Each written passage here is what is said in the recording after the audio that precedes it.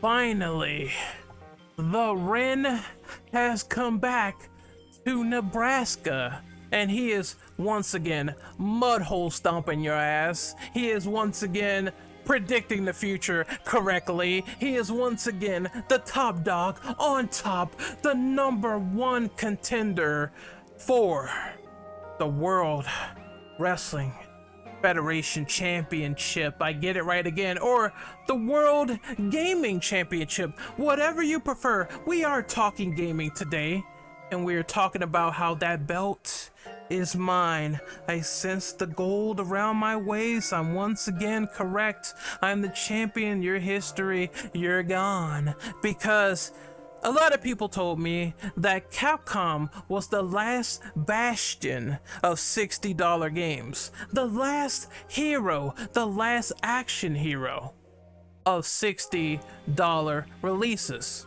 All that goodwill, $70 games would never get over. So many people have told me this, only to probably go out and buy $70 games anyway, because interest, you can't deny interest. If you're interested in a game, you will get it at $70. And we talked about this. Modern Warfare 2. The game was played heavily.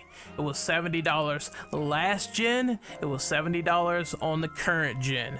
And a bunch of people bought it. And I told people this little fake narrative of being against $70 games and people not getting with the times. I told you it was a facade. It was not going to last long when it comes to your favorite titles. Of course, naturally, there will be the gamer that will be picky and choosy. I'm still picky and choosy with games that are like less than $70. If I don't want it, I don't want it. Or if I want to wait for sale, I'll wait for sale. Nothing changed when games were $60, and nothing's going to change when games are now $70.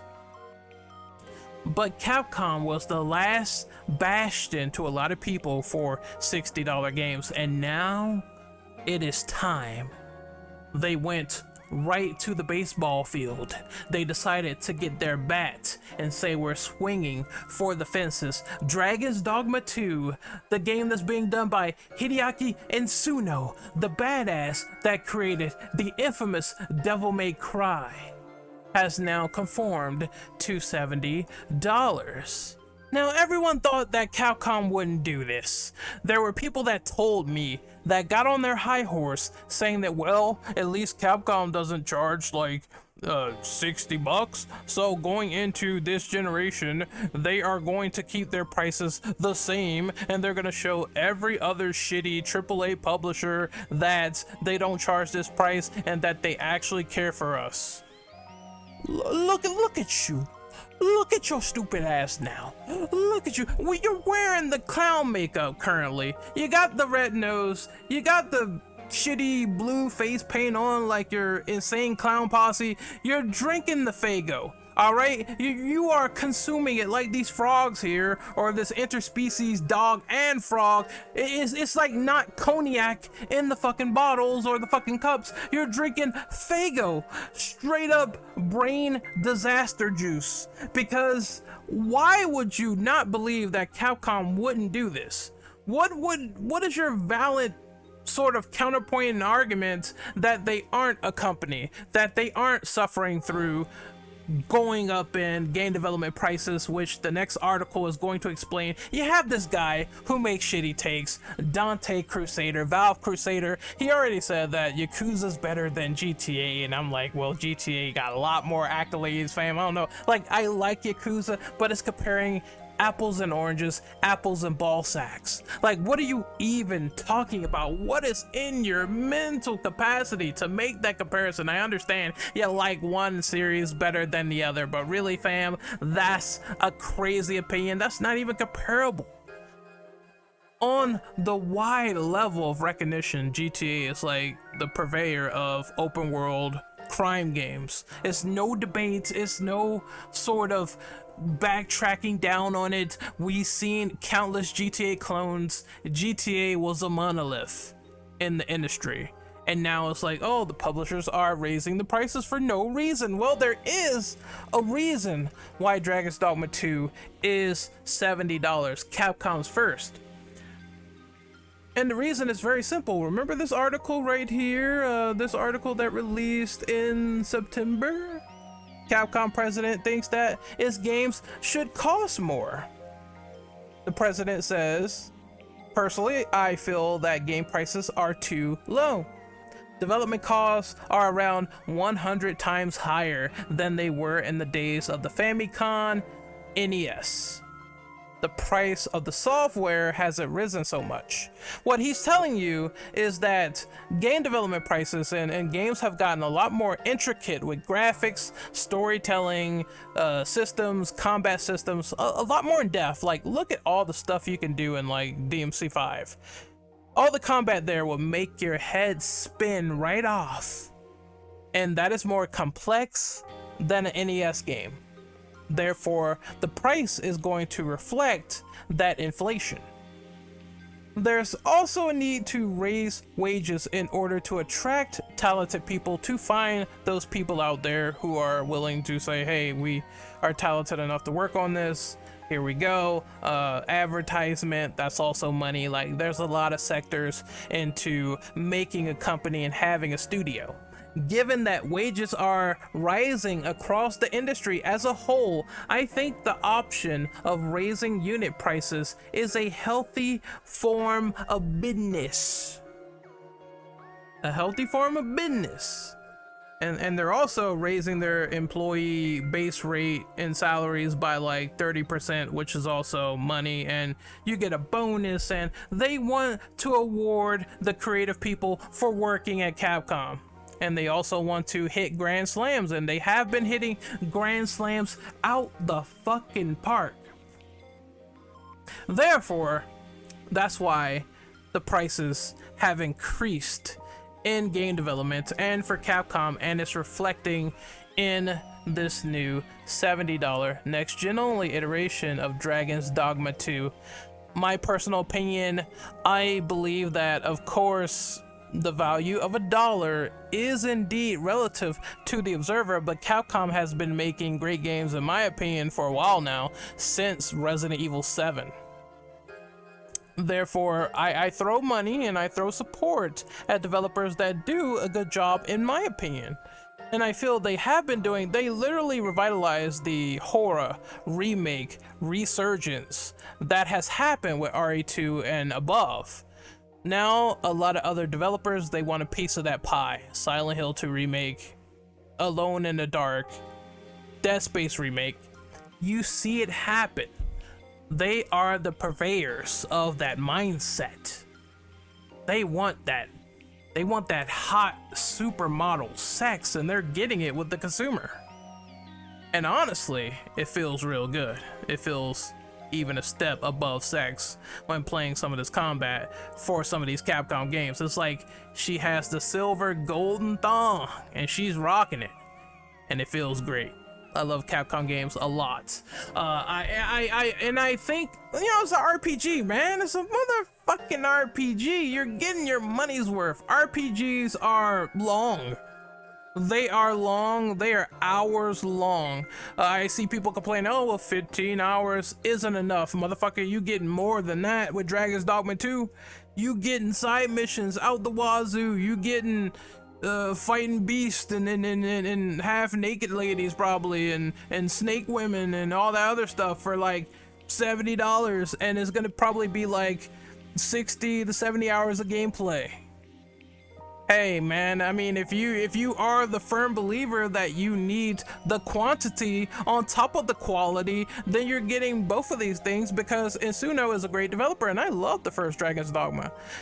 It didn't reach its full potential to me, but I really did enjoy that game for what it was. I thought it was interesting, and they're expanding on that as a concept in this sequel, and I cannot wait for it. And Capcom is also making a new engine. Now, this engine will address the ballooning prices of how game development is. Hopefully it will be an answer and a solution to not only making these games look really good, but also bringing us cool and unique and new dynamic content, because I remember when the RE engine was shown and it looked really good. I hope that this engine really pushes the boundaries but doesn't really ruin any of the projected, you know, estimated figures on making that run, on getting that to run, and that they accomplish their mission after all this work. And of course, we already see it on screen, Dino Crisis. Now, just because it's called Rex does not mean that instantly out the door is going to be an initial Dino Crisis game on next gen, but hopefully I'm wrong. Hopefully it is the first game under the Rex engine and we experience that good old dinosaur ass kicking. I can't wait. But as I say, the value of $1 is relative to the observer. If the game is fun, still jam-packed, a great experience overall, I'm getting it for $70. I mean, it's nothing now. It's something that has become normalized at this rate. And if you don't like it, you can simply just wait for sales, man. Just wait. Like, there's been high profile games I completely skipped because my backlog is insane. And because of that backlog, because of all those unplayed games, it's like, well, you know, I can wait a month or two, or I can wait like 3 more months or 6, it don't matter. With projected sales, holiday sales, Steam sales, you got so many opportunities to take a stance and go with it and wait for a sale and get a high profile game at like fucking $60, at like $50. Just wait.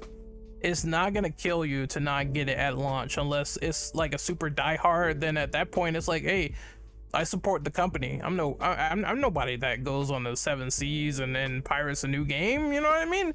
If I really like the dev and I like the work and I want to see a sequel, I pay up for it. As simple as that. Because you're giving me a service. I like that service. I like that sort of thing that you have put out, and therefore I believe you deserve your monetary support for it. I don't know why people get so mad. Oh, you support the developer. Well, no fucking shit. It's entertainment. It's entertainment. And to see more of that entertainment, I support the developer. It's no different than me saying, well, oh, there's a practice that I'm not going to see. So Scream 7, with the way that's been progressing, and them kicking off the actress and everything, and because she's saying it's fucked up that people are dying in the Palestinian war, and they decided to fire her. Do you think I'm supporting that movie? No, because the initial distributor pissed me off by not being a people person, and therefore I don't want it. I don't want it in my sight, and I'm a huge Scream guy. I'm a Scream nut. I'm a Scream motherfucking nut. I'll put the nut in the basketball, bitch. I'll be like, oh man, I'm a Scream freak, and I'm not going to see that movie because I just feel really bad for all the people involved. But this is great. And then there's times where it's like people be bringing up other developers and their personal politics, and it's like, you know, all of their beliefs and everything, or they try to paint them as a Zionist and all this wild shit. You're a genocider for buying The Last of Us Part 2 remaster, and I'm like, I don't care.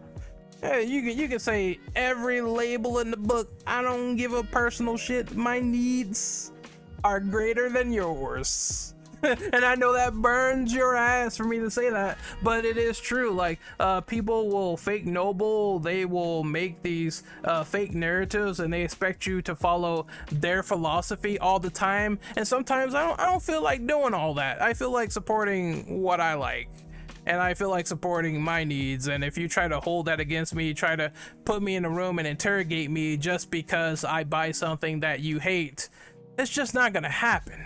You know, I feel nothing when someone says, oh, you just consume said product because, hey, said product is making me happy, so I don't really care what you have to say. So that's how I feel about that whole shit. I wanted to make a whole spiel and rant about that in a separate video, but I guess it's fine to acknowledge it in a video about $70. It's like, it never really bothered me. It never really got on my nerves. It never really pissed me off. It just seemed natural. Like, okay, well, this is the obvious evolution because games are getting like very Hollywood quality, or is getting like very cinematic, so to speak.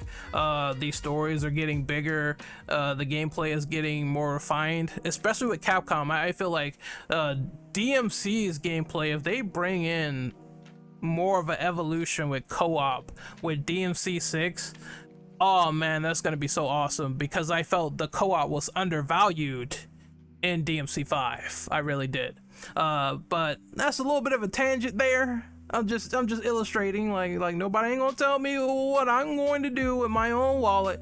You will not pocket watch me. You stay in the corner where you belong, like the little baby that you will be, and you worry about your own wallet. It's like fucking, I hate to bring up another DMC reference, but it's like when Dante and Virgil both fell in the underworld and they grabbed the amulets and the sword. I think Virgil grabbed the Force Edge, and then it was like, I want your amulet or something like that. Virgil told that to Dante, and Dante said, no way, you got your own.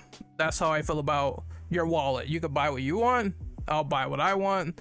Stay in your own lane, all right? It's just like, oh, you're ruining the industry. Like, bruh, there's gonna be, you just want some weird gaming crash when that shit ain't gonna happen, like, ever, because video games are so popular.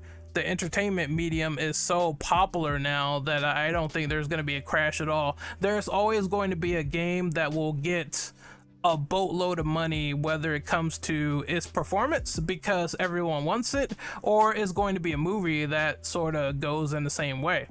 I don't think none of this stuff is really going to go away forever. And if it does, I probably will not be on this earth to see that moment in action. That's all I gotta say on the matter. I just felt that people saying, oh, well, you know, they raised the price, and it's just like, there is stances to justify it for this game, especially if this game is an RPG where you're playing like countless hours over and over again. The only thing that I kind of dislike is the fact that, from what I'm hearing, Dragon's Dogma 2 still doesn't have the co-op system, right? I think they're still rocking with the pawn system from the original game, and I kind of just thought to myself, like, why not just pull, like, you know, you can fucking pull from these other games where you could play with your friends. They have like differing pawns online, and there was a version of Dragon's Dogma Online in Japan. I swear it was. You can quote me in the comments. I swear it was a Japan only oriented release of Dragon's Dogma Online with Dark Arisen that never really came anywhere else. And it's kind of weird. It's like, you do that in Japan, but not over in the other states where people might want to play that. I understand like Japanese infrastructure for online is very small scale, but nowadays, like, Capcom, you should have the resource to put that in a sequel. I don't understand that. Like, why not? Why? That's weird. But I digress. Anyway, I will not be pocket watched. all these motherfuckers always tell me, like, oh, stop buying stuff. I'm like, no. I'm like, no. And the more you tell me that, the more I'm probably gonna do it. So I just do things that cater to my interests, and that goes double for this channel, and that's how it is. I avoid what I want to avoid, and I buy what I want to buy, and nothing's gonna change. You're not my boss. So I will see you guys next time. I had to make a little fun, put a little jabs at just the whole ridiculousness of apparently Capcom has bent the knee to 70, even though all signs, interviews, past history, and resources has pointed to this direction of them going for their first real next-gen experience with $70. Tell me what you think of the video in the comment section below, and I will see you guys next time. Later.